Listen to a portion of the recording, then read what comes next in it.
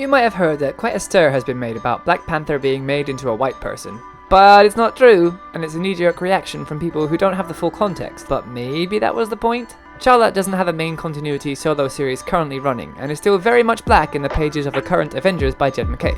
So how did this misunderstanding come about? What's important to know about this comic is that the writer is Christopher Priest, a writer whose 90s run of Black Panther took a then languishing T'Challa from a side character who hung out with the Avengers to a character with his own series again. He reintroduced Black Panther to a new generation of readers and brought political and real-world elements into the series. In some ways, it was vastly different to what other comics were doing at the time, and it's become a legendary and character-defining run, and the one that almost anyone and anywhere will tell you to read if you're interested in reading Black Panther. All that to say, Priest, who it should be noted is black, is a very well-loved and respected writer for Black Panther. He knows what he's doing, and is the last person who would want to diminish Black Panther and what he means to people. It's not really possible to talk about things any further without spoiling the comic in question, so spoilers are coming in 5, 4, 3, 2, 1. Alright, long story short, in Marvel Knights The World to Come, we skip around in time a little bit, but it seems to pick up, if not immediately after, sometime after Priest's prior run. There are lots of characters and even stylistic elements that are throwbacks and nods to that series. So we're in the future here, not current continuity, meaning that this series kind of stands apart and on its own.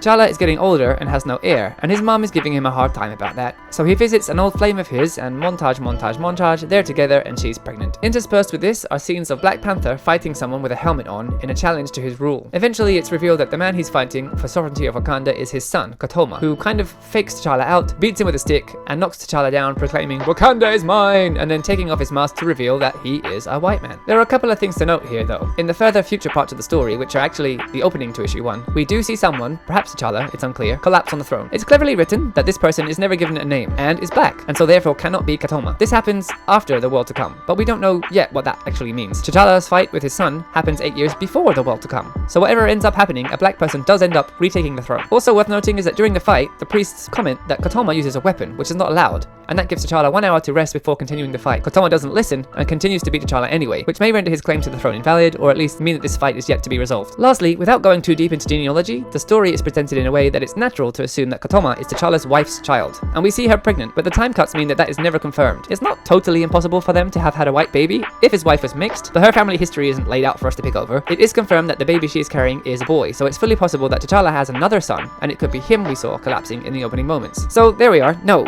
Black Panther is not white now. There may come a moment that there is a white Black Panther during whatever the mysterious event referred to as The World to Come is, but he will only exist in this non-main timeline Splinter series, and that's not going to impact the main 616 books or any appearance of Black Panther outside of this specific series. And if a white Black Panther does happen, I'm confident that Priest will use that to do something or say something, to make some critique or point, before returning control of Wakanda and the mantle of Black Panther to a black person.